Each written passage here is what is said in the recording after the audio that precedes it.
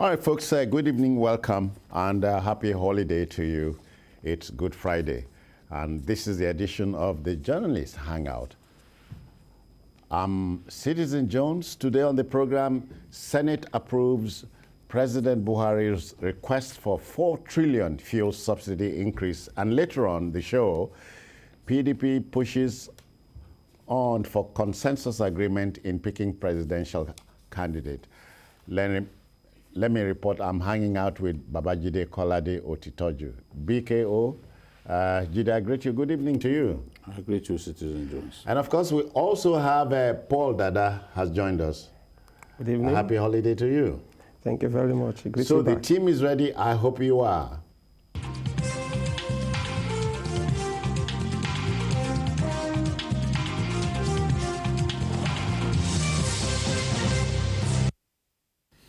Sadly, we are starting on a rather sad note. Orlando Julius, you know him, the legendary Nigerian highlife and Afrobeat musician, has passed. The 79-year-old veteran, Ijebu-Ijesha saxophonist, succumbed to the cold hands of death early on Wednesday morning. The late Orlando Julius, who spent 60 years on stage, was a prolific songwriter, singer, and band leader. Some of his timeless hits include Jagwa Nana, Ijo Soul, Disco Highlife, and Ololufe. Well, gradually the ranks of veteran musicians are getting depleted. We have a little something to share with you now.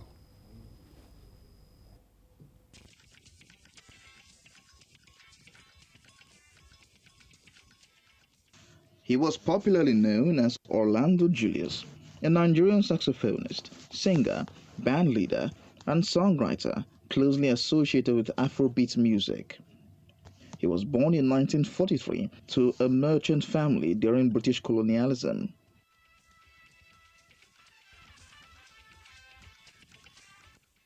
Julius's first musical teacher was his mother, who would sing and dance while he played drums. In 1957, after dropping out of school and the death of his father, he left for Ibadan to pursue a career in music. His music career took flight in the 60s when Eddie Okonta invited him to join his band. Before then, he had been tutored by high-life musician Jazz Romero. With Okonta's band, Orlando Julius performed in many gigs and opened for the American trumpeter and vocalist Louis Armstrong.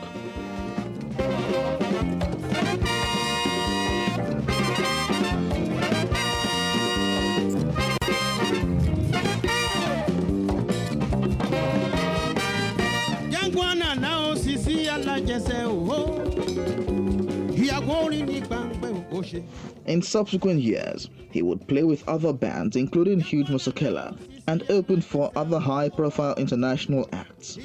Orlando Julius also opened for the iconic American musician James Brown.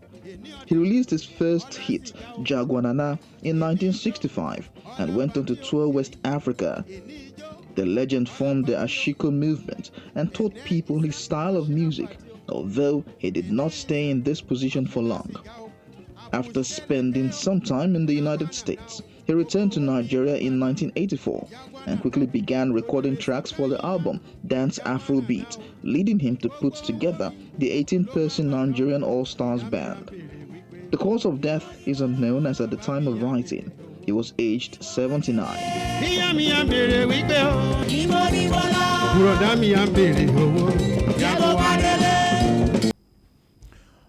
Well, Jide, as I said, the Old Brigade is thinning out. Yes.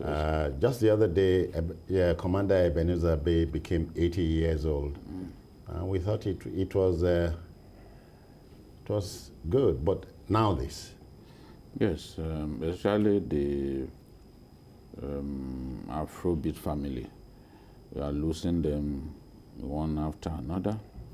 Chris Ajilo is gone. Fela is gone.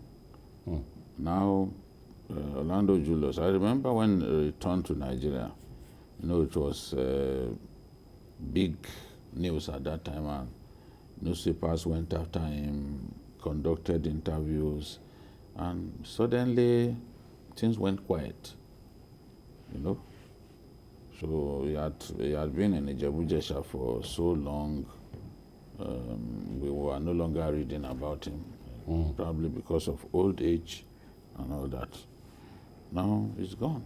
We can only wish that we'll be able to produce thoroughbred musicians like these people, because when I talk about thoroughbred musicians who were solid band leaders as well as instrumentalists. A lot of today's musicians can't play a single instrument. Thankfully, the dictionary, Paul, tells me that a musician is one who plays an instrument or two. Exactly. As distinct from singers and studio artists. I've always known that it's wrong to call an artist who only sings and cannot play an instrument a musician. But many people don't know the difference between the two. Yes. One thing about the generation of Orlando Julius is that they sang meaningful songs. Oh, yeah. They were singing about love. It was meaningful. Their lyrics were not vulgar. It's not now that people just sing nonsense, gibberish, and people celebrate. But to hear people say they keep you dancing. Well, beyond the dance, what is the value people are getting from those songs? Fela Anikulapo Kuti, you may not believe in him, you may not agree with his message, but he actually, beside the fact that he was a thoroughbred musician, as the language they used, disciplinarian exactly, too. He was also passing a message. He had a message. You know, the reggae musicians of those days, the Raski Monos, the Majek Fasheks, you know, the Vietnam Goalies of this world, they were sometimes, they were actually, some of them were preaching a message, they were fighting against apartheid. Some of them were, you know, enlightening us on even government programs. Yes. Government programs. Good governance. You know, good governance. I remember songs like "Make You They Look Well Before You Cross," talking about the fact that people have to be very careful on the road and all of. So what do we get now? Nonsense. Nonsense. Well, happily, we can recall days like this when our musicians, Jide, sang about our victories, our failures, our strengths, our weaknesses, and so on. Even those Fuji artists of old. Oh, yeah. Barrister and Collington would always sing about current affairs. Oh, yeah. You know, austerity measures, you know. Today, nobody cares to sing about current affairs anymore. What we get is a lot of lyrical emptiness. Once people have access to a keyboard and they can get someone to play the keyboard for them, they just they start singing. A hit is in the works. Yes, they start singing. And a lot of them can't play a single instrument, and they call themselves musicians. The thing about lyrical emptiness is many years down the line, nobody will want to listen to such songs. Today, if there is a bad day, you will see them play a Vietnam Goli song. Exactly. You know? It's like that. When there is a bad day or there is a baby shower, you hear them playing, you see them playing Sonny Ade's song. Some of today's contemporary songs, may God spare our lives, in 10 years, in 15 years, nobody will play them. Because they were not, I don't think that extreme hard work even went into putting them together. Because if we work so hard, it will show in the output and the final analysis. People just want to rush out, push something out there. That's it. You know, so it's, that's why this man and Fatai Rolling Dollar, they were all very, very good instrumentalists. Not only were they good singers, they were so good instrumentalists. And the spontaneity with which they performed was second to none. And the talent was genuine. You know, a pardon, we are told, is an expression of the guilty party's responsibility for the crime and established good conduct for a significant period of time after conviction, if you understand what I mean. A presidential pardon is allowed by the Constitution of Nigeria for offenses against the state. The Nigerian Council of State, which comprises Mr. President, all former presidents, military heads of government, chief justices, senate presidents, and so on, has granted a state pardon to 2 former governors, Joshua Dariye and Reverend Julius Nyame, who are both serving jail terms for corruption. 157 other Nigerians, including top military officers, were jailed over the 1990 abortive Gideon Okaku, were also pardoned. Incarceration is enough punishment. To forgive, we're told, Jide is divine. When there's a need to forgive, it resonates with most of us. I don't think the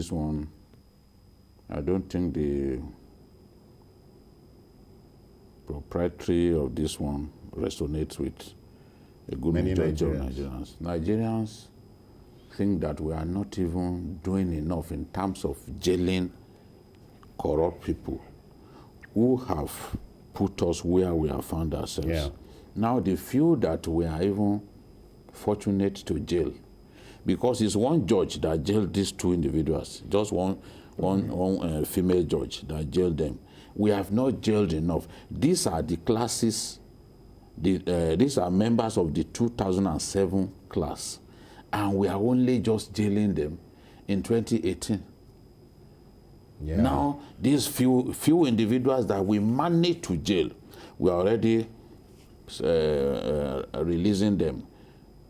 We are releasing terrorists, we are forgiving terrorists, we are forgiving criminals, we are forgiving people who committed heinous crimes against the state.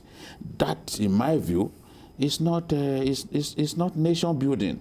We've got to send the right message to people out there who have desires to steal. That, look, this will not be tolerated. Look at what the judge said, Justice Adebukola Banjoko. He said, there is no moral justification for the level of outright theft, and the court must therefore impose a statement, hopefully, as a deterrent to other public officers who may be similarly inclined. She also noted that Nyame, a clergyman, as governor of Taraba, breached the trust reposed in him by the agencies of the state when he misappropriated 250 million, which he approved purportedly for the purchase of stationery for the state. So he was found guilty on 16 counts. As for the other accused person, he was even said to have kept money. Dariye. Yes, kept the state funds in an account that had been opened before he became governor. So the forms that were used to open the account were changed so that people won't know that it's actually a private account that the public funds were being deposited in. So, in my view, we have not done well by releasing these people. It's not the fault of the Council of State, it's the Attorney General who recommended their release. And I'm wondering why. When did you put them in jail? Just 2018, February 2018. Yeah. Now we are telling them to go. It doesn't send the right message. It sends the message that we are losing the war against corruption. It sends the message that corruption is fighting back. It sends the message that nation building, we are not putting nation building ahead of other considerations. Paul, just before we came on, I mused about 31 former governors on the watch list of the EFCC. Tomorrow, you hear that clemency has been pronounced on them. Honestly, I wish there was a way to judicially review the acts of clemency being done by the president on the advice of National Council of State, because I don't. You get the impression yes, these big guys exactly, because you don't even understand the criteria that were used to grant pardon to characters like this. Remember also something, one act of clemency that was done by ex-President Jonathan, the one that generated a lot of furore, was the one that he gave to his former boss. The one that disguised himself as female, wanted to flee the country. You know, it's upsetting. Flee Britain for Nigeria. Exactly. Okay. Yes, true. Yeah, yeah. That I remember. So it's really... But they say all those things, they don't even happen. And yet, somehow you found a way to beat the system. It didn't disguise as a woman. It's upsetting. You see, we are in a country where people go aspire for political offices just to steal. We are saying that we are rewarding stealing, we are rewarding crimes when we do things like this. And yet, every wrongdoing, according to the law, must be punished.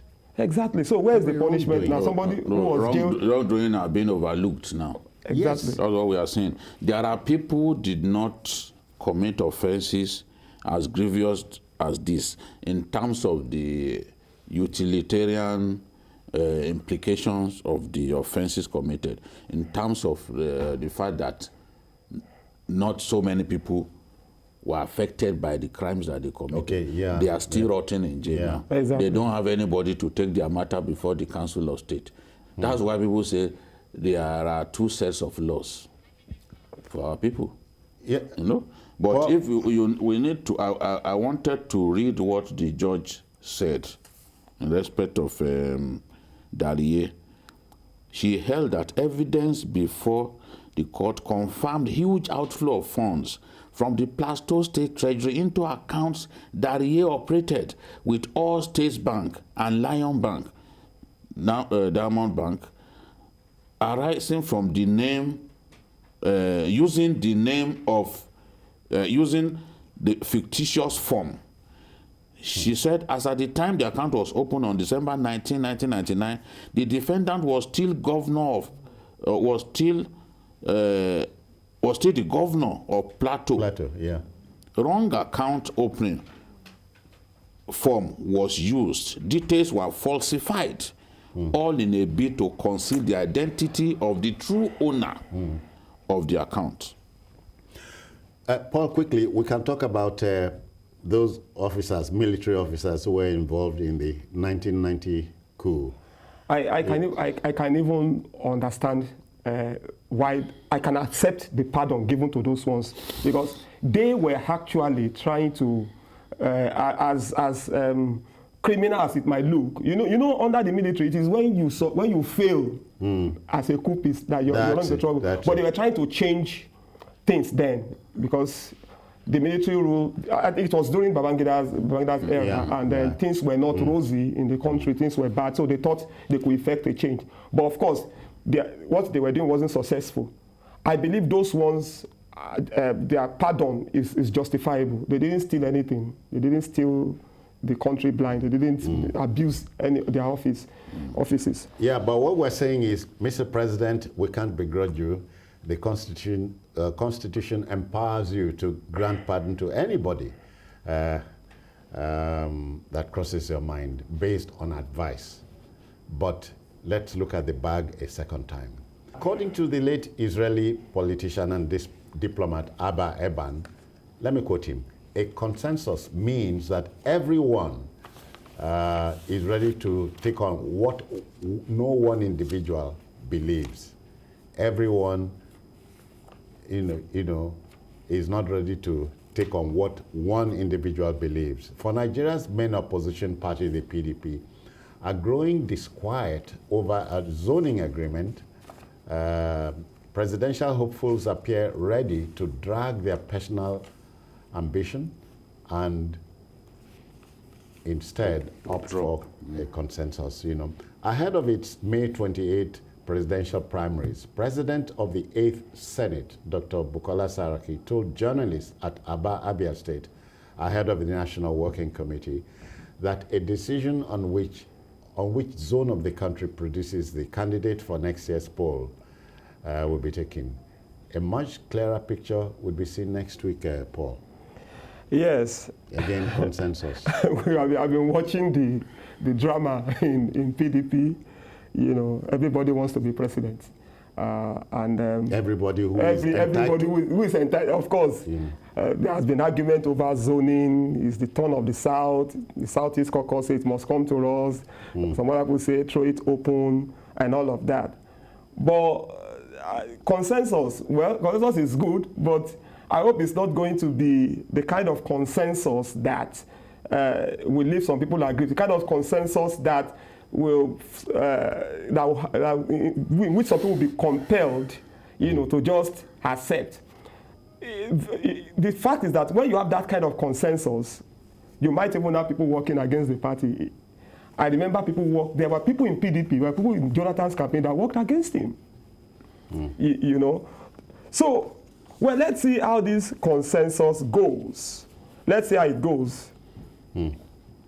As opposed to zoning, Jide. Oh, here we are talking about the presidential primaries. That is that contest. Now, 4 individuals who are interested in, this is what makes it interesting.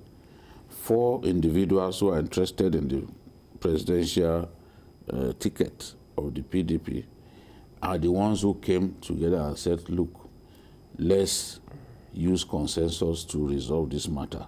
And they are Saraki, Tambuwal, Bala Mohammed, the governor of Bauchi State, and a new entrant into the race, former MD of Africa International Bank. That's Mohammed Hayatuddin, one of the best bankers to come out of northern Nigeria.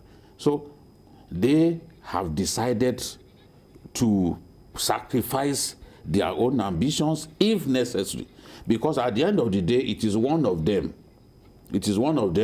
that will emerge. So when 4 of you come together and say, look, let's meet, 17 contestants can't go into this race, it will be unwieldy. We will find it difficult to manage the situation. When 4 individuals come together who have interests in the contest, you know that each and every one of them has inexorably made up his mind to sacrifice his ambition. Whichever way the thing goes, no one knows. So it could be Bala Mohammed that will not get it. It could be Saraki that will not get it. It could be Tambuwal that will not get it. So once you all hire to them, once you agree the way they have agreed, you have made up your mind to sacrifice. So what they are trying to do that looks novel is, let us see whether we can prune down this number. They are not saying, look, one person should emerge. They are thinking that, okay, just the way the APC had it in 2014, maybe from a long list, there can be shadow elections that will help prune down the number to like 5 or 6. That will be easier for the primary organizers to manage the situation, and one person eventually will emerge, instead of having 17 persons. As the last count, there are 17. Before the June 3rd deadline that INEC set, there could even be more. So how do you then go into a contest with so many people? I hope the 17 includes my governor. Your governor, of course, is there. I have him on the list. That's your governor, Udom Emmanuel. All right, then. We'll go on a break now, but please stay. We'll be back very shortly. The subject matter is whether or not the PDP will go for the consensus as we speak. All right. Without any iota of doubt, anybody who is a bona fide Nigerian is entitled to challenge for the office of president of this country. If he meets the condition stipulated. So we are talking about the People's Democratic Party and this consensus gambit. Well, I think it might make it tidier. It might make it tidier so that you don't have too many people. Too many cooks in the kitchen. Exactly.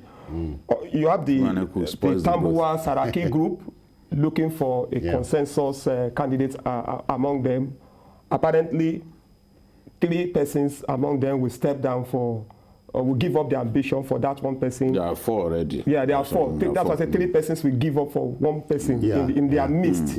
Okay, so you still have the Southeast aspirants also trying to build a consensus. The Peter Obi, Anyim and Co. They are there. Ohaboa and one other person. One of them. And Akweze. Yes. The Ebonyi governor. We don't know what Ayo Fayose and Momodu are doing. Ayin and then Atiku is also there.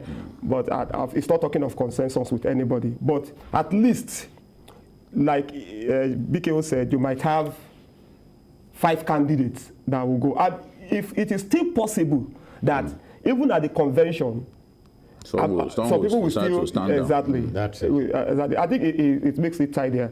The truth of the matter is, let the primary be a game of popularity.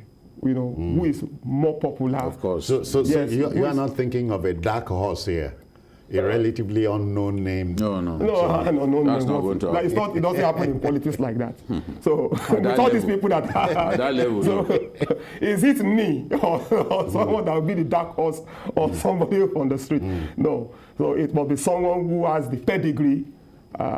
And the pocket? Yes, and who can really give APC a tough, compete with APC. Yeah.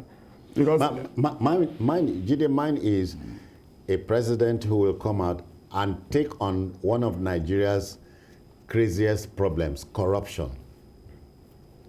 See, the president that I want is one that will first defeat insecurity. Okay. That is the biggest problem we have. Except we want to kill ourselves. People are scared to move around in their country.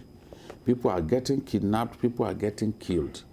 More than 70 people killed in the southeast in just a matter of 2 days. By so-called unknown gunmen. By so-called unknown gunmen. Whatever we call them. People are being killed. Yesterday there was another footage that emerged.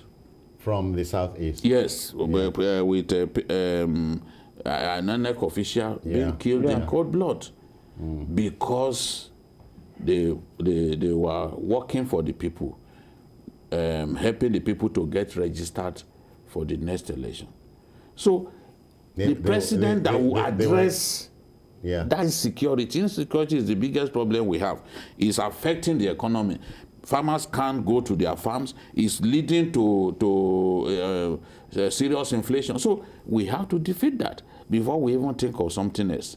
Now, whether it is the PDP that will be able to give us that president, the answer is blowing in the wind.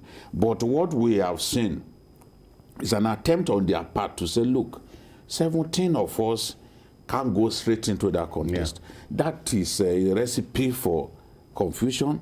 It will be difficult to manage the contest. Therefore, let us see how we can reduce this number. What they are trying to do is to get themselves organized. They believe that if they are properly organized, they can take on the APC and probably win the election. This is the way they are thinking, that they have to be seen to be organized, united, and be ready to sacrifice so that they can win the election. And the truth is, the law also permits consensus.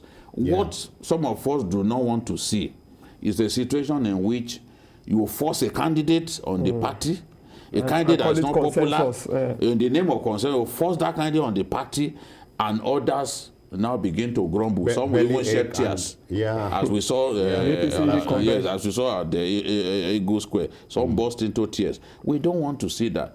Let, at the end of the day, the best of the best emerge, because the best of the best that will be able to rally party faithful to support him, and then eventually win the election. So I commend the fact that 4 top guns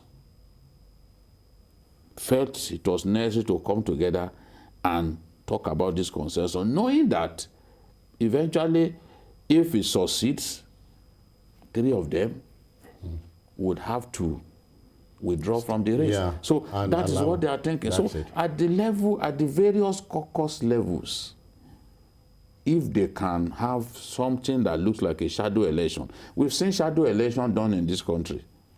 If you can have something like shadow election, it can help them, it can help the PDP to prune down the number to something manageable, maybe 5 or 6 or 4, so that the 4 will now go for the election properly. It helps party cohesion and consensus building and the final analysis. Paul, you also know that as we sit here, the din is getting larger, in scope about the presidency going to the southeast. So consensus is perhaps one thing you want to throw into the flame. Definitely yes. But I think what is important, PDP has not said that it's zoning to the southeast, although it's actually sentiment is there, and the southeasterners are saying it's our turn. But beyond all of this, I like to just say something about what BKO said on insecurity. It's not just the presidency going to the southeast or going to the south or going to anywhere. It's about getting the best person or providing a blueprint to solve insecurity. It's not just to start crying. PDP has a great opportunity here. One thing that has continued to be the bane of APC government is insecurity. You can't say that APC government has done nothing right. Infrastructure, the APC government has tried. But insecurity has rubbished whatever achievements. Yeah. So what we are expecting is, whether it goes to someone in Southeast, if that is if the best candidate comes from the Southeast or Southwest or whatever, it's not even the main issue here. Let PDP tell us the blueprints they have. No, is the candidate. And yes, of course, he has to work with the party. Yes, the candidate will tell us. The candidate of the PDP will tell us the blueprint he has. I hope when they go for presidential debate, they will ask serious questions will be asked, and then serious, convincing answers will be given.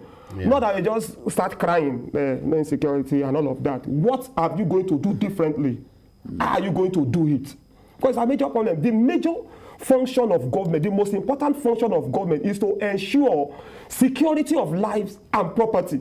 And if you cannot do that, any other thing you do does not matter anymore. So people won't even remember those things that you exactly. do. They will remember your administration in terms of lives that were lost, the bloodletting, the limitless bloodletting that is going on. No matter what you do, people won't remember.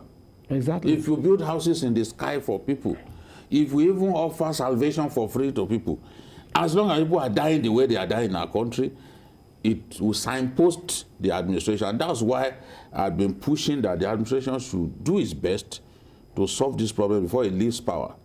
Otherwise, how many people, it's not as if Jonathan didn't do anything now, but people will remember his administration for Boko Haram. Exactly. And it was one of the reasons people made up their minds that change had to happen, because they felt this president, being a former military officer and an infantryman for that matter, will be able to come and solve the problem. That's it. Jide, in fact, the story oozing out of Plateau State the other day is certainly will make it will be so mind-bending, and you are wondering, we are saying democracy includes the right to live in a peaceful country, quite apart from having the right to vote for a candidate of your choice. Let's go to our next story. The subsidy regime remains a thorny one, and its burden on the country's economy had always been trumpeted by economic managers and many other stakeholders. But the federal government believes the subsidy template is the way to go. The Senate, after considering the report of the Committee on the Revised 2022 Fiscal Framework, had said subsidy is the thing. The Red Chamber has consequently approved the President's request to increase fuel subsidy to 4 trillion naira. Certain things in my country simply refuse to go away, Jide. Yes, as we have seen, the subsidy regime has refused to go away, and this has some far-reaching implications for our country. 4 trillion is a lot of money. It's a lot of money, and if we spend a quarter of our national budget paying for subsidy, and we take another huge chunk of our budget to service debt, then something is wrong somewhere. Something is wrong somewhere. So we already decided to postpone the evil day by suspending implementation of the PIA. Yeah. Advisedly? Yeah. Yeah, people, you know, as I've said in the past, petrol is a security product. It's not something that you can just simply increase the price without expecting some very harsh repercussions. Yeah. And I think that in an election year, that's not the sort of decision that a government wants to take. So government has wisely, bearing